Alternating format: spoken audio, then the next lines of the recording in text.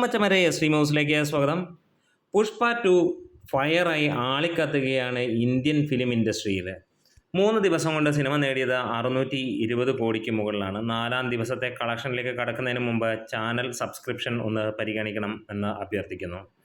4 ദിവസം കൊണ്ട് സിനിമ കേരളത്തിൽ നിന്ന് മാത്രമായി നേടിയിരിക്കുന്നത് 13 കോടിയോളമാണ്. ആദ്യ ദിനം കേരളത്തിൽ നിന്ന് 6 കോടി 10 ലക്ഷം രൂപയാണ് നേടിയതെങ്കിൽ 2-ാം ദിവസം 2 കോടി 51 ലക്ഷം രൂപയും 3-ാം ദിവസം 2 കോടി 46 ലക്ഷം രൂപയുമാണ് സിനിമയ്ക്ക് നേടാൻ കഴിഞ്ഞത്. 4-ാം ദിവസമായ ഇന്ന് ഇതുവരെ കളക്ഷൻ പുറത്തു വരുമ്പോൾ 1 കോടി 95 ലക്ഷം രൂപയോളമാണ് വന്നിരിക്കുന്നത്. അതായത് ശനി അല്ലെങ്കിൽ വെള്ളി ദിവസത്തേക്കാൾ കൂടുതൽ കളക്ഷനാണ് ഈ ഒരു ദിവസം സിനിമയ്ക്ക് ലഭിക്കുന്നത്. അതായത് 2 കോടി 20 ലക്ഷം രൂപയോളം ഉണ്ടാകുമെന്നാണ് ട്രാക്കേഴ്സ് പറയുന്നത്. അതായത് 2 കോടി 80 ലക്ഷം രൂപയോളമായിരിക്കും 4-ാം ദിവസവും. അതായത് ഈ 4 ദിവസം കൊണ്ട് ഏറെക്കുറെ സിനിമയ്ക്ക് ലഭ്യമാകുന്നത് 14 കോടിക്കടുത്തായിരിക്കും എന്നുള്ളത് തന്നെ പ്രതീക്ഷിക്കാം. ഹിന്ദിയിൽ നിന്ന് സിനിമ 3 ദിവസം കൊണ്ട് 200 കോടിക്ക് മുകളിൽ നേടി. 4-ാം ദിവസമായ ഇന്ന് 74 കോടിക്ക് മുകളിൽ നേടി റെക്കോർഡ് തൂക്കി. 4-ാം ദിവസം അതായത് ഞായറാഴ്ചത്തെ കളക്ഷൻ പുറത്തു വരുമ്പോൾ തിങ്കളാഴ്ച വരാൻ പോകുന്ന ഞെട്ടിപ്പിക്കുന്ന കണക്കായിരിക്കും. 100 കോടിയായിരിക്കും ഹിന്ദി ബെൽറ്റിൽ നിന്ന് സിനിമ നേടുന്നത്. തമിഴിൽ നിന്ന് ഓൾറെഡി 3 ദിവസം കൊണ്ട് 30 കോടി നേടിയ സിനിമ 4-ാം ദിവസം കൊണ്ട് 45 കോടിക്ക് മുകളിലെത്തും എന്നാണ് പ്രതീക്ഷിക്കുന്നത്. വേൾഡ് വൈഡായിട്ട് സിനിമ 850 കോടിക്ക് മുകളിലായിരിക്കും 4 ദിവസം കൊണ്ട് എത്തുക.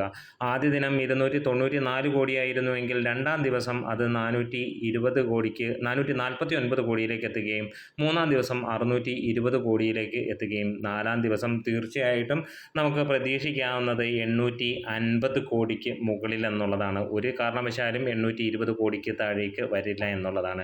ഡീഗ്രേഡേഴ്സ് കിണഞ്ഞ് ശ്രമിച്ചു നോക്കി, വലിയ രീതിയിൽ മോങ്ങി നോക്കി, ഒന്നും രക്ഷയില്ല.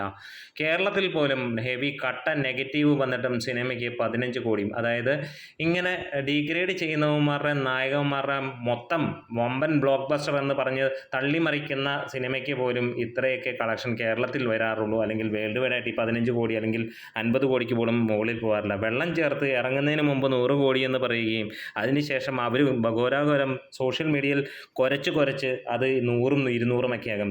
അക്ഷരാർത്ഥത്തിൽ നോക്കിക്കഴിഞ്ഞാൽ 10-20 കോടി മാക്സിമം കിട്ടിയിട്ടുണ്ടാവും. അവിടെയാണ് പുഷ്പയോട് കളിക്കാൻ വരുന്നത്. പുഷ്പ ഫയർ, അത് മനസ്സിലാക്കിക്കൊള്ളുക. അപ്പോൾ നമ്മുടെ വീഡിയോസ് ഇഷ്ടമായാൽ സപ്പോർട്ട് ചെയ്യണം. Thank you bros.